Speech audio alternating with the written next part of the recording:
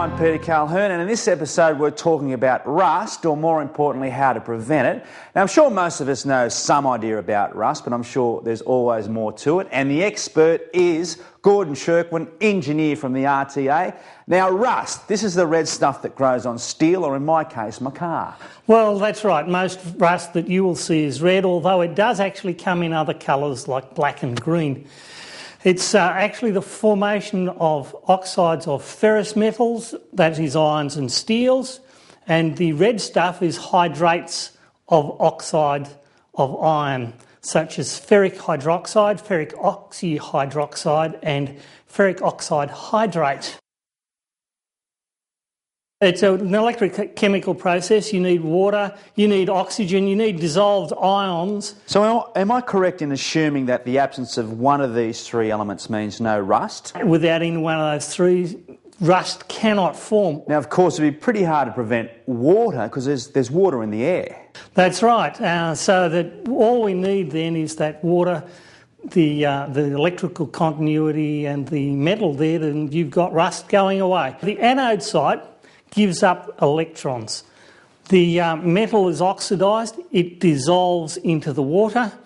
The electrons move through the metal to a place called the cathode, and at the cathode the electrons react with water, giving hydrogen and creating hydroxyls.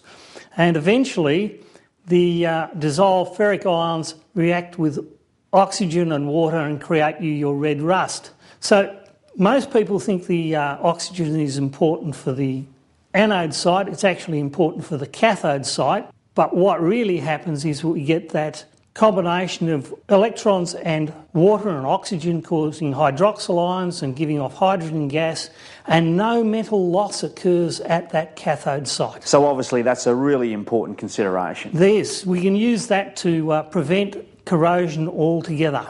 Now, we'll come to that shortly when we talk about prevention. Okay, we have three systems then really to prevent rust from occurring. We have paint, we have cathodic protection, and we have galvanizing. Now, for this module, we'll be focusing on the last of those systems, galvanizing, but it's worth mentioning the other two. Firstly, paint systems. Yes, paint systems are used to exclude the water from the steel, therefore preventing the reactions from occurring. And the advantage with paint is, of course, you can achieve different aesthetic effects. Yes, it's a very good aesthetic effect, and it has also some key things that we must remember when we're actually applying a paint. Our standard RTA paint systems are extremely good at preventing rust. I'm sure they are, Gordon. It can last anything up to 35 years till first maintenance. It will outlast most other systems. It's a super paint. It's a super paint. In a severe environment, it can even outlast galvanizing, and about the only thing that outlasts our paint system is the use of stainless steel. This RTA paint system sounds extraordinary. Yes, what we use is a polyurethane system with either a zinc epoxy or an inorganic zinc primer, and micaceous iron oxide, or MIO, intermediate coat in epoxy, and an MIO polyurethane top coat. That gives you a lot better exclusion properties for the water and enables it to last for 20 to 35 years. But clearly, Gordo, not all paint systems are created equal. Well, if you look at powder coating, that could last maybe 5 to 10 years before the water gets through and starts causing corrosion. Now, that's surprising about powder coating because, you know, architects generally think that powder coating is a pretty good system. Yes, powder coating just does not last in a severe environment.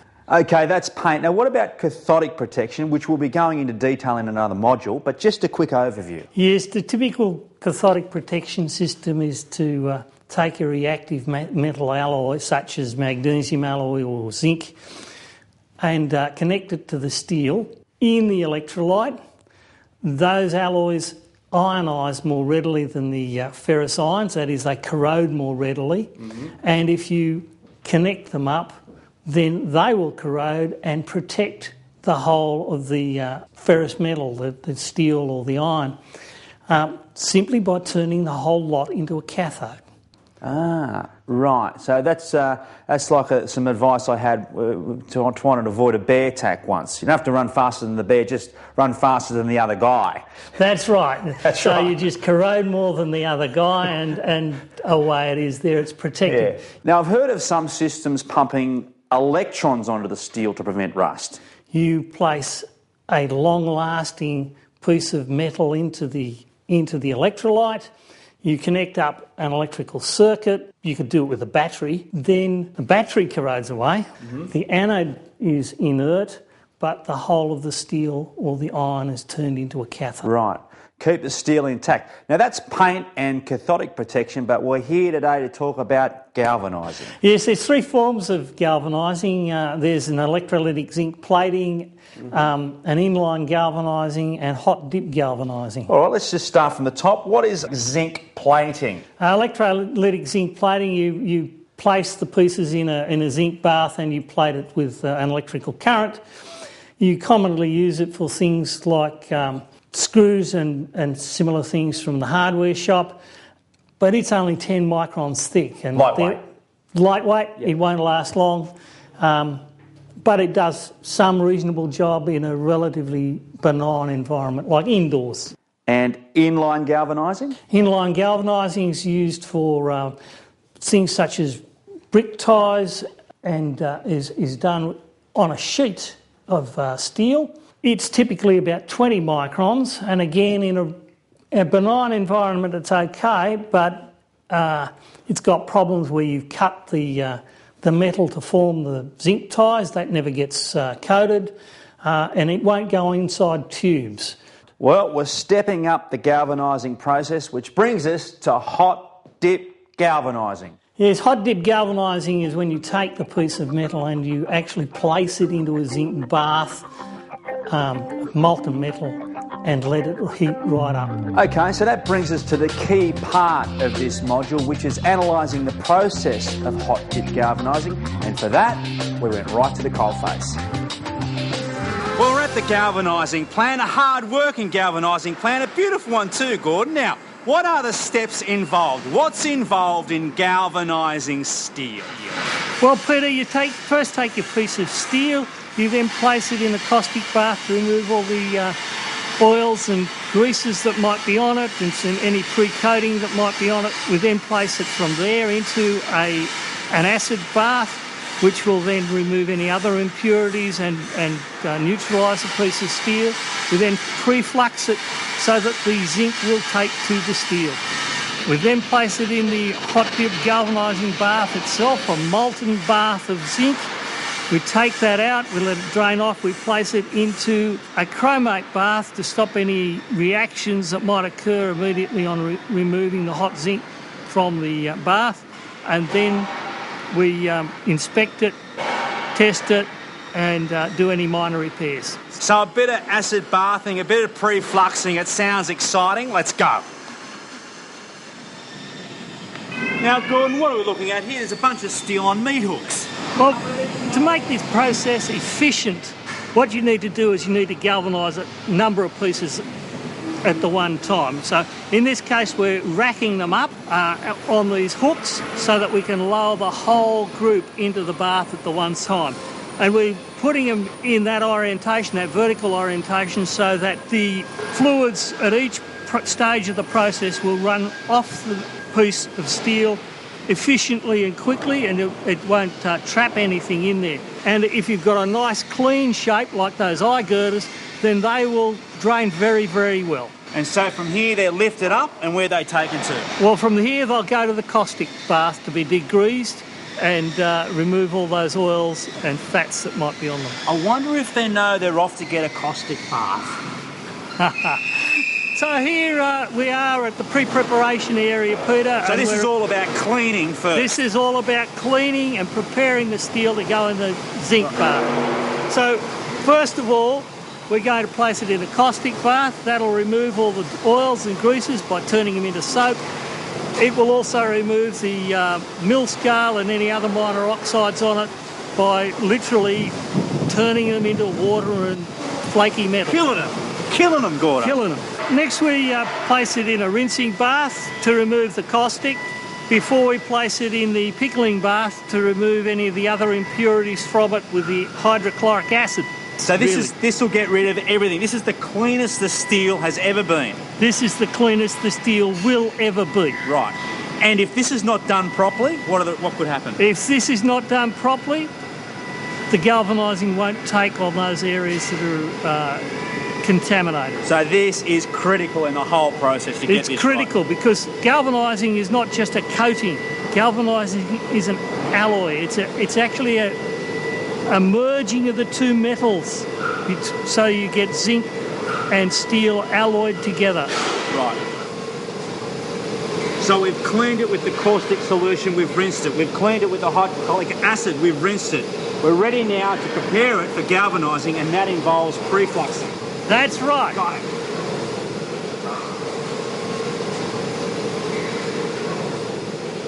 So Gordon, here we are at the pre-fluxing bath.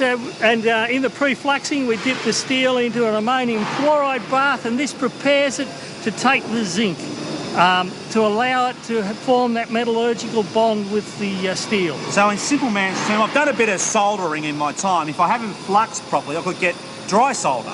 That's right, and if you don't flux properly with the steel, you won't get hot dip galvanising. You'll just get a little flake of zinc over the surface, and that'll break off at the first bit of impact. It will not form a durable product. And if you just notice here, we've got some guardrail there. You'll notice, remember I mentioned about it needs to be spaced out. All of that's regularly spaced so that each of the fluids will flow off it and properly drain from it all the way through the preparation baths, also through the zinc and through the chromate bath afterwards. We're going through this process with a scientific microscope, but I'm a site manager. I'm not coming out here, Gordo. What am I looking for if this arrives on site for potential problems in the procedure? Well, first of all, you're looking for how much defect they've tried to repair. If it's too big a defect area, more than 40 square centimetres in one spot or more than 250 square centimetres overall on any piece, then it's rejected, it has to go back. You're also looking for thickness of zinc. Right, so those defects though that you look for could be traced back to any one of these processes? It could be traced back through to the preparation of the steel, where someone got a bit of crayon and marked it instead of using a piece of chalk. A lot to think about, Gordon. Yeah, it's a lot to think about, but these guys really should know their business. They do it every day.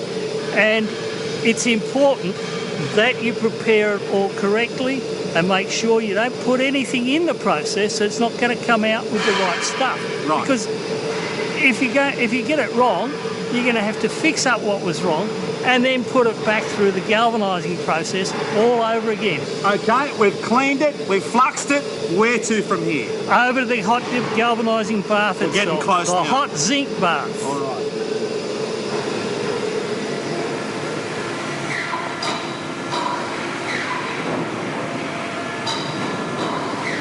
So the steel has come from the cleaning solutions, from the fluxing solutions. It's been dried. Now this is where it all happens. It's about to be galvanised. What happens there? That's right. We're now just going to place it into the 450 degrees Celsius zinc bath, molten zinc. Woo! That will certainly cause some problems if you put your hand in. It will also cause problems if you've got any water in the product. Because it can explode. If it's not dried properly, you can have little explosions in the zinc bath. Yeah, you can get quite a big explosion, and zinc could go everywhere and do quite a lot of damage to you.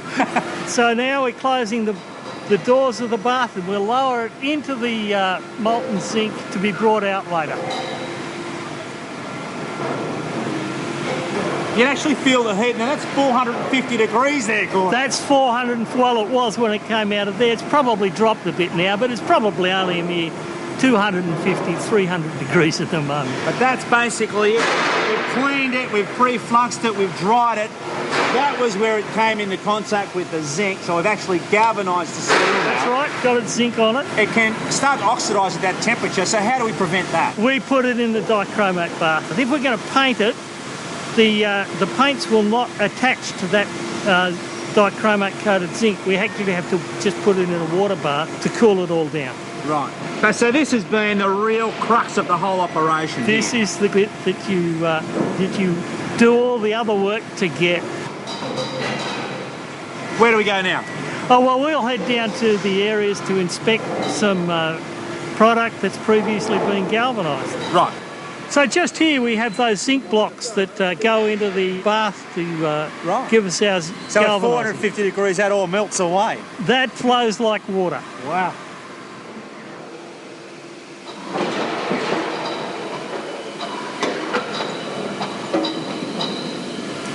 So Gordon, there's nothing like a fresh bit of guardrail. That's right, and now we can inspect it and see if there are any defects. And we can notice there are a couple of small patches here where the zinc didn't take. Right. We'll also notice that there are some DAGs on it where the zinc hasn't run off properly. Right. Now, they're only minor defects. The DAGs, you just knock them off. Yep. But these bits can be rubbed back and painted to repair them. Then, of course, you need to know how thick the zinc actually is. So you take out an electronic thickness gauge and use that to test the thickness at a number of places along the guardrail. So this is checking the thickness that of checks the zinc. The thickness of the zinc. And if that's over 85 microns, that's fine. Right. In this case, it's up around 150 microns or more. Tick. It's tick.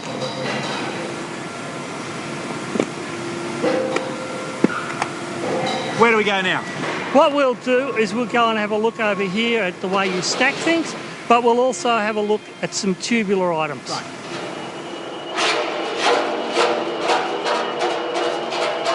So now, Peter, we're at the packing and dispatch area. You'll notice that we're using plastic strapping to tie everything together, because if you use anything that is made of metal, you'll damage the galvanizing. If you use steel chain or wire rope, you can cause rusting and staining of the product. Right. But also, you'll notice that we have gaps in all the product, and we do that by using plastic or dry timber packers, so that the airflow can occur between each of the pieces. Because if it doesn't have plenty of airflow, then moisture will get in there and you'll get white rust. So first thing you look on the receiving the product on site is, was it stacked properly in the first place? Right. Now, Peter, if you look here, remember I said if you're going to mark it, don't mark it with crayon? That's right.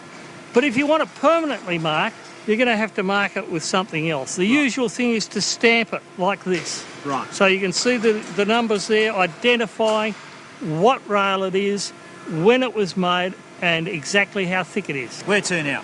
We'll go and have a look at tubular steel, because that has some particular problems that we need to discuss. Okay. So, Peter, here we are with some tubular steel elements with a plate across the bottom. Yeah. Now, so hot dip galvanising is great for tubular steel because it gets in through the whole of the steel section. It's protected on the inside as well as the outside. Right. But if you've got a plate over the end of it, like this one, you have to have a big hole in the end to get all those acids and water and caustic and flux out of the thing, as well as the zinc. If I was to trap acid inside the tube right at that weld, you could corrode the weld out from the inside because of trapped acid. But you've also got to get the air out. Right. If you don't get the air out, you can blow this thing up during the galvanising process. As soon as you put it in that bath, 450 degrees Celsius, it'll just split open. Other things that can go wrong is if you've got a really thick piece of steel and a really thin piece of steel, the whole section can warp. Right. Due to the heat of the galvanising bath. So what we've got to do is we've got to make sure that we design it so that we don't have these problems built into the product. So, Gord, it's been a fascinating walk through the hot dip galvanising factory. The importance of cleaning, I suppose, is the big lesson. Then to see it galvanised, and then to see the guys stack it correctly, because that's critical. And then, obviously, in transportation, there can be more defaults put into the product there. So when it gets to the site, there's a lot to think about and check. So that was hot dip galvanising at the plant. While we're there, though, we mentioned white rust. Tell us more about white rust. Well, white rust is the formation of zinc oxide when you have the zinc kept wet. So you might do that by packing things too tightly, trapping moisture in between pieces of galvanised steel, or when you've otherwise kept it wet under cover where there's no oxygen flowing through the site to remove that water. That zinc oxide forms at 20 to 50 times the speed that the galvanising normally corrodes at, so what you might have expected to last a few years might only last 1 or 2 years. So it's white rust? Well, it's not always white. Of course it's not. It may be white or black or grey.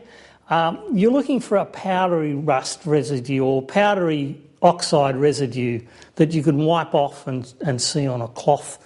You prevent it by making sure there's plenty of airflow through everything, packing it so there's gaps in between pieces of galvanised steel, and covering it but making sure that it's not sealed up with moisture getting in. That's prevention. Can we eliminate it? Well, you can't really eliminate it entirely, but you can do a few other things to make sure that it doesn't form, and that is to stack items on an angle so that any water that condenses inside the packing can drain out. And also you can help to prevent it by making sure you circulate air through it. And if you're storing it, in particular during transport, don't pack the tarpaulins tightly over it. Make sure that the tarpaulins are loose and allow plenty of air to flow through, and store it under cover when you receive it on site. Well, that was white rust. But I remember when we were at the plant, though, we saw some DAGs on the steel, some defects on the steel. Is there anything more we need to know about that type of stuff? Well, first of all, when you're talking about the DAGs on the steel, although they're easy to clean off large items, you have to take a little more care with the small items like fasteners, because otherwise the screw threads and things will not work. So, first of all, you brush them off. If necessary, you heat it until you melt that zinc, and then remove the excess zinc from it. And on the insides of nuts, you actually have to remove the zinc coating entirely, because otherwise the nut and the bolt won't fit. So if you're out on site, is this something the responsibility of someone on site to check all this steel and send it back if necessary? Well, yes, they are required to check it all. As we noted, you can grab your thickness gauge as a very quick test as to whether they've got it thick enough. You can't in the field pick up whether they prepared the surface properly, unfortunately, but you can at least check whether they got the coating thick enough. So within the parameters you've mentioned, how do we repair it? What do we watch for? Well, first of all, you've got to degrease it, same as you do for galvanising. You've got to get rid of all the greases and oils and other things on the surface of the area to be repaired.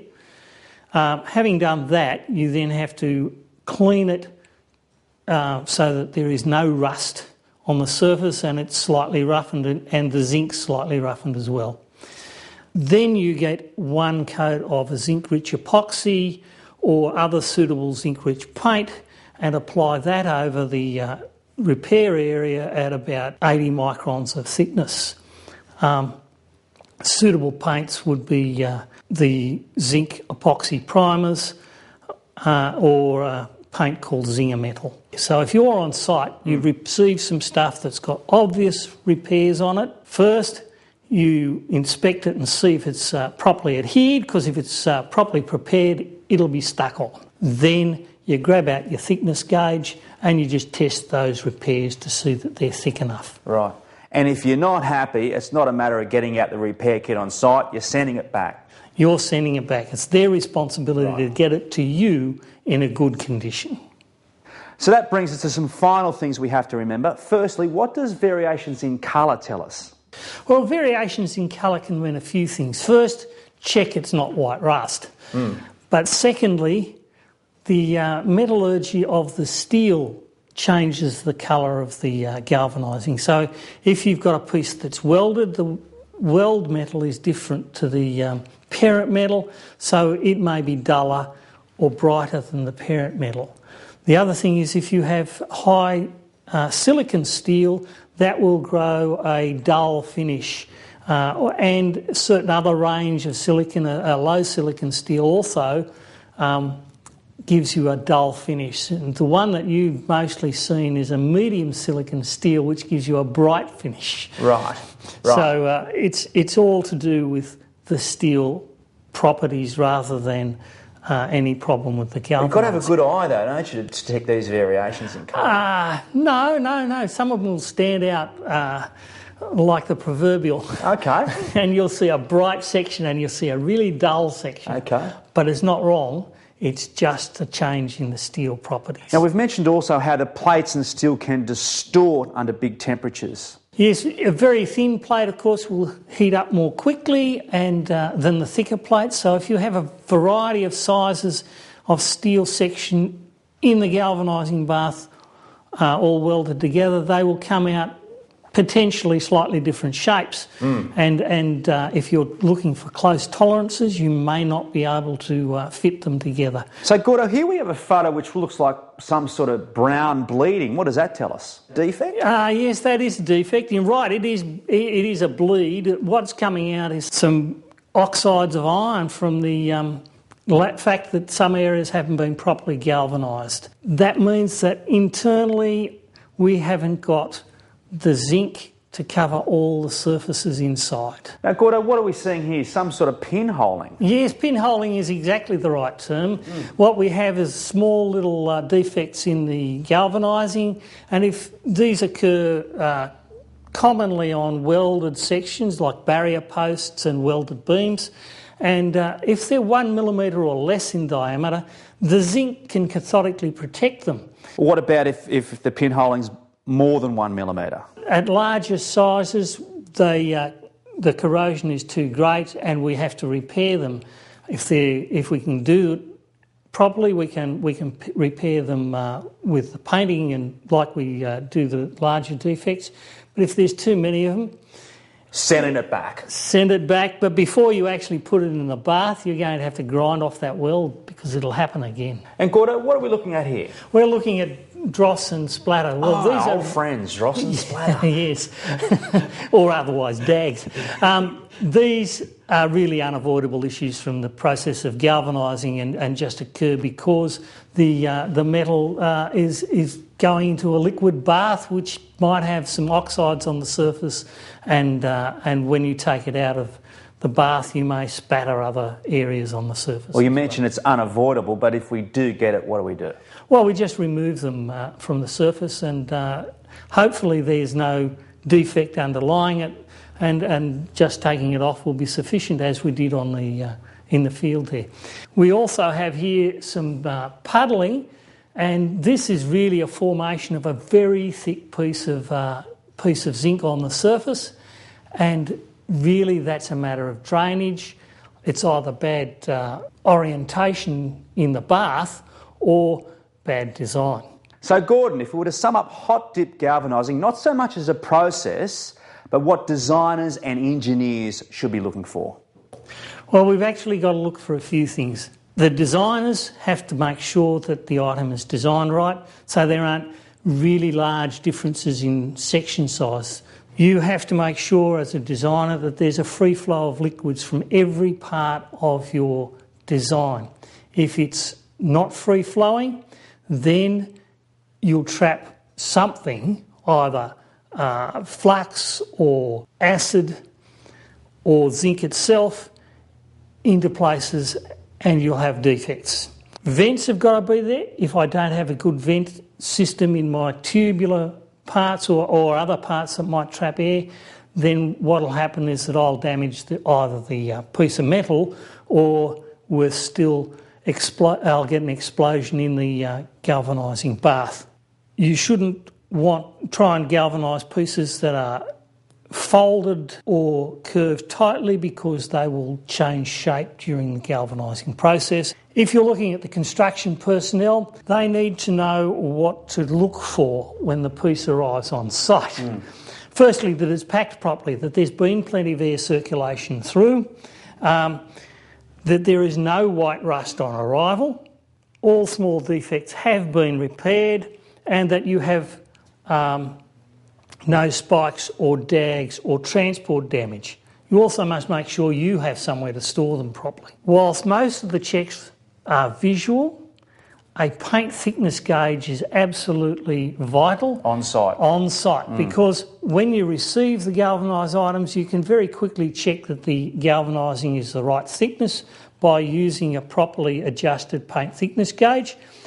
You can check that the galvanising itself is approximately 65 microns for thin items like guardrail and 85 microns for structural steel or bridge barrier railing. When you're looking at the repair areas, you should be recording in the centre of the repair something between 75 and 100 microns for that zinc paint repair. It'll be thicker, of course, over the surrounding galvanised area. So it comes back to design, comes back to the actual process, comes back to transport, and it comes back to a diligent eye on site to make sure all those processes have been followed through. Okay, thanks Gordo. That's the hot tips for hot dip galvanising. Yes, Peter.